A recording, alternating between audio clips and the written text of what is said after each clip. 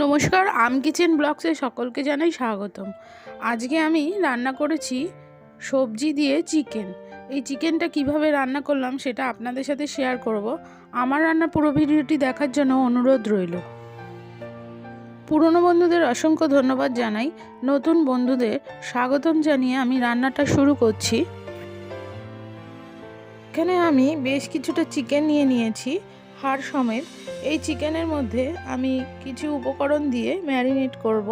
তা প্রথমে দিয়ে দিলাম একটা অর্ধেক লেবুকে রস, তারপরে দিয়ে দেবো এর মধ্যে গোলমরিচ আর দিয়ে দেবো নুন, দিয়ে এটাকে ম্যারিনেট করে রেখে দেবো আধ ঘন্টা।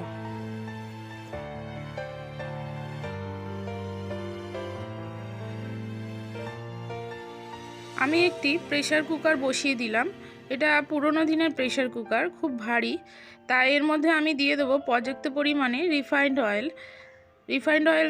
দেওয়ার পরে 1 চামচ দিয়ে দেবো বাটারটা একটুখানি গলে গেলেই আমি ফোড়নে দেবো গোলমরিচ, দারচিনি, এলাচ, লবঙ্গ।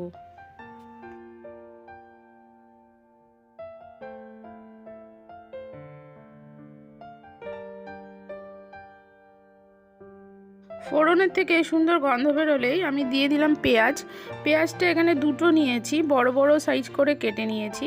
খানিকক্ষণ নেড়ে চেড়ে এর মধ্যে দিয়ে দেবো আদা এবং রসুন, এটা আমি ঘষে নিয়েছি। এটা 1 চামচ করে পরিমাণে দিলাম।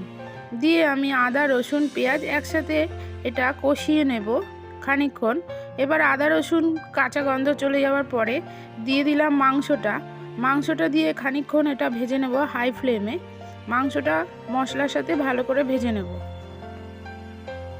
মাংসটা ভাজা হয়ে গেছে, এবার একে একে সবজিগুলো দিচ্ছি। পেঁপে দিলাম 4 টুকরো, আর গাজর দিলাম 4 টুকরো, আলু দিলাম 4টে ছোট সাইজের, আর কিছু বিনস দিলাম। দিয়ে ভালো করে এই মাংসের সাথে সবজিটাও ভেজে নেব।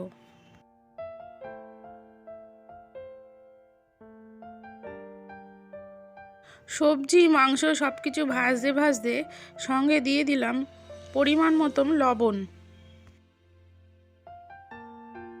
দিয়ে দিলাম 4 থেকে 5 খানা কাঁচা লঙ্কাকে ভেঙে। মাংস এবং সবজি সব কিছু ভাজা হয়ে গেছে।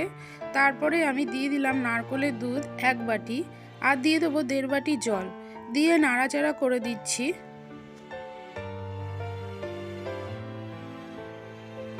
নাড়াচাড়া করে দেওয়ার পরে মনে হলো আরও একটু জল এবং দুধ লাগবে, তা আমি আরও হাফ বাটি দুধ দিলাম, সঙ্গে 1 বাটি আবার জল দিলাম, মানে টোটাল 1.5 বাটি দুধ, 2.5 বাটি জল দিয়ে আমি সমস্ত কিছু নাড়াচাড়া করে মিশিয়ে দিচ্ছি। এবার আমি প্রেসার কুকারের ঢাকনা বন্ধ করে দিলাম।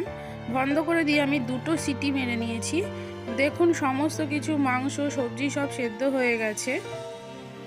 একটু নেড়ে চেড়ে মিশিয়ে দিচ্ছি। আমার রান্নাটা হয়ে গেছে, এটা পরিবেশন করার জন্য রেডি। আজকের রান্নার ভিডিও এই পর্যন্ত। আগামী রান্না নিয়ে আবার আসবো।